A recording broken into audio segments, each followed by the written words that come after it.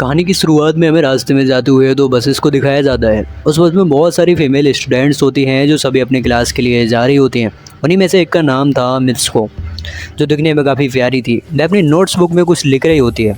तभी उसकी फ्रेंड्स उससे कहने लगती हैं कि क्या तुम हर वक्त लिखती रहती हो, क्या मिलेगा इस तरह के नोट्स बनाने में।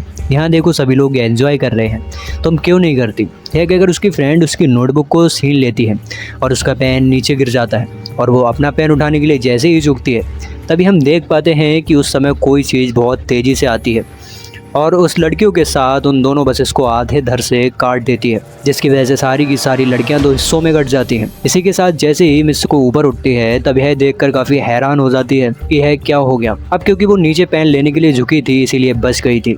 यह देखकर बहुत ज़्यादा डर जाती है और बस से उतरकर भागने लगती है। यहाँ पर हमें पता चलता है कि इन सभी को काटने वाली चीज़ कुछ और नहीं बल्कि हवा है जो सभी को काट रही थी। यह हवा मित्सुको के पीछे पड़ जाती है। यह देखते हुए मित्सुको काफ़ी तेज़ी से भागने लगती है।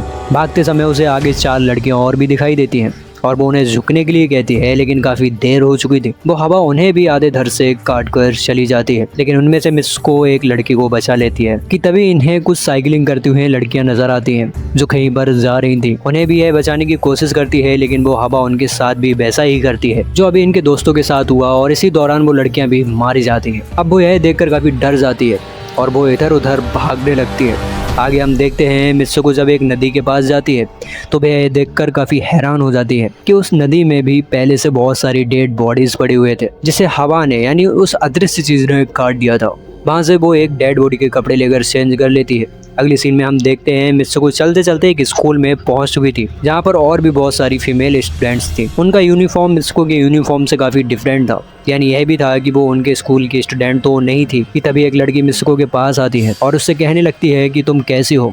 दरअसल देखा जाए तो वो लड़की उसकी बेस्ट फ्रेंड थी, लेकिन मित्सुको उससे पूछते हैं कि क्या तुम सच में मेरी बेस्ट फ्रेंड हो, क्योंकि उसे कुछ भी समझ नहीं आ रहा था कि उसके साथ हो क्या रहा है। वो काफ़ी सदमे में थी। यहाँ पर हम यह भी जान पाते हैं कि मित्सुको और उसकी बेस्ट फ्रेंड काफ़ी ज़्यादा एक दूसरे को प्यार करती हैं कि तभी वहीं पर तेज़ हवा चलती है और मित्सुको डर के मारे बिल्डिंग के अंदर चली जाती है। उसकी बेस्ट फ्रेंड को कुछ भी समझ में नहीं आ रहा था कि यह हो क्या रहा है।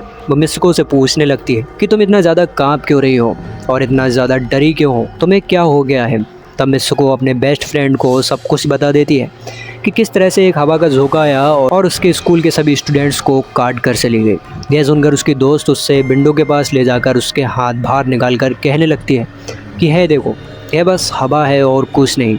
यहाँ पर मित्सुको को दिल को कुछ शांति मिलती है और उसे ऐसा लगने लगता है कि शायद यह मेरा ख्वाब हो सकता है। जिसके बाद मित्सुको का बेस्ट फ्रेंड अपने 2 और दोस्तों को लेती है और क्लास को बंक करने का प्लान बनाती है। जैसे ये चारों क्लास के बाहर जाने के लिए निकलते हैं तभी वहाँ पर उनकी टीचर आ जाती है और उन्हें देख लेती है, लेकिन वो चारों वहाँ से भाग जाती है। वो चारों भागते भागते एक लेक पर आ जाती है। वहाँ पर मित्सुको की बेस्ट फ्रेंड अपने दोनों दोस्तों को उसके ख्वाब के बारे में बताती है। तभी उनमें से एक लड़की कहती है कि हो सकता है कि यह सच हो, जैसे मिरर वर्ल्ड होती है जहाँ पर इस दुनिया से अपोजिट यानी उल्टा होता है। यह कहकर वो तालाब में एक पत्थर फेंक कर कहने लगती है कि देखो, यहाँ पर मैंने तो पत्थर फेंका है, लेकिन हो सकता है कि दूसरी दुनिया में मैंने ऐसा ना किया हो। तभी अचानक उस तालाब में से क्रोकोडाइल निकल कर आता है, उसमें से एक लड़की को खा जाता है। फिर वो लड़कियां कहने लगती हैं कि देखो, मैंने कहा था ना, जो इस दुनिया में होता है वो उस दुनिया में बिल्कुल भी नहीं होता और जो उस दुनिया में हो रहा है वो इस दुनिया में नहीं हो सकता। तो इसको भी उसी दुनिया में मगरमच्छ ने खाया है और यहाँ पर यह देखो, ये तो बिल्कुल सेफ है। उसी लेक के पास एक बिस्तर यानी एक बेड नजर आता है। यह चारों उस बेड से तकियों को उठाकर खेलने लगती हैं कि तभी हम देखते हैं दूर से 2 लड़कियां इन्हें देख रही थी। उन दोनों लड़कियों में से एक ब्राइडल बनी हुई थी क्योंकि यह दोनों लड़कियां आपस में एक दूसरे से शादी कर ली थी। जिसके बाद उनमें से एक फ्रेंड बताती है कि हमें कुछ ऐसा करना होगा जो उस दुनिया में इम्पॉसिबल हो, क्योंकि हमारी किस्मत तो पहले से लिखी जा चुकी है, लेकिन हम इसे बदल भी सकते हैं। जिसके बाद ये सभी लड़कियां अपने स्कूल में वापस आती हैं और नेक्स्ट लेक्चर लेने के लिए क्लास में चली जाती हैं कि तभी मित्सुको देखती है उसके पास एक तकिया पड़ा हुआ है।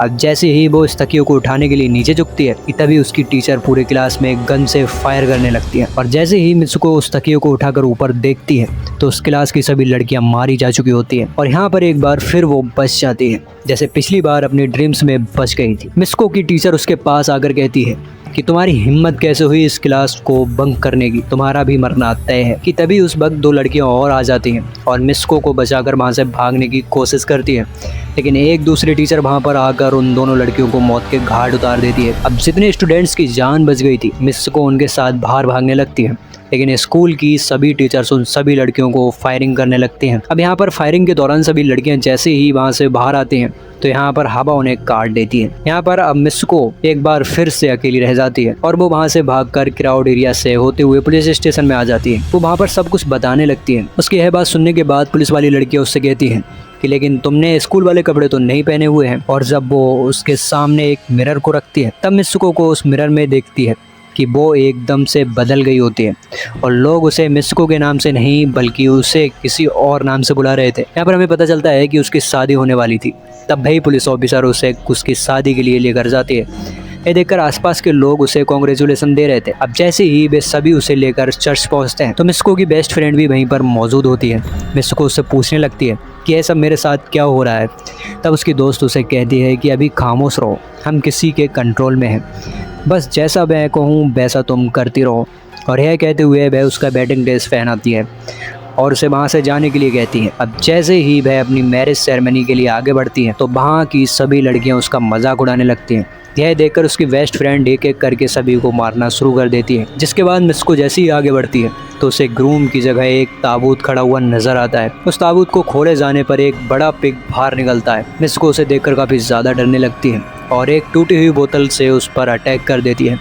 जिसके बाद मिस्को और उसकी फ्रेंड चर्च से भागते हुए बाहर आ जाती हैं। यहाँ गेट पर 2 लड़कियाँ इन्हें रोकने की कोशिश करती हैं, लेकिन मिस्को की बेस्ट फ्रेंड इन्हें मारकर वहाँ से भाग जाती है।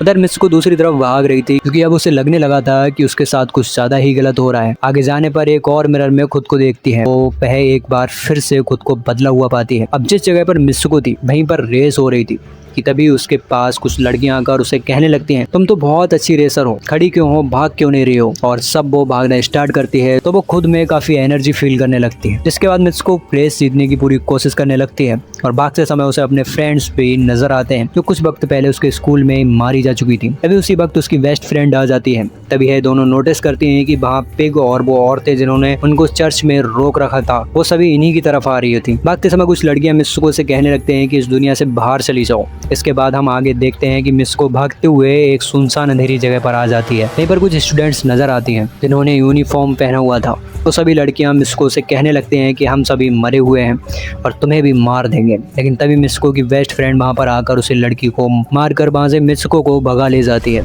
मिस्को की बेस्ट फ्रेंड उसे अपना नाम जोर जोर से पुकारने के लिए बोलती है, जिस पर मिस्को अपना नाम जोर जोर से लेने लगती है। इसी के साथ मिस्को अपने असली रूप में वापस आ जाती है। उसकी बेस्ट फ्रेंड उसे अपना हाथ दिखाते हुए कहती है कि प्लीज़ मेरे हाथ में जो वायर लगी हुई है उसे बाहर खींच दो ताकि मैं इस दुनिया से बाहर जा सकूं। लेकिन मिस्को को डर भी था कि यह वायर खींचने से उसकी जान न चली जाए, और क्योंकि मिस्को ने अपने बेस्ट फ्रेंड को काफ़ी ज़्यादा प्यार करती थी इसीलिए वो ऐसा नहीं करना चाहती थी। लेकिन ज़्यादा उसे फोर्स करने पर वो उसकी वायर्स खींच देती है। वायर खींचते ही उसकी बेस्ट फ्रेंड की बॉडी 2 हिस्सों में बढ़ जाती है और तभी उसी वक्त उसे एक गेट नजर आती है। उस दरवाजे से बाहर आने पर वो देखती है कि अब वो आदमियों के दुनिया में आ चुकी है।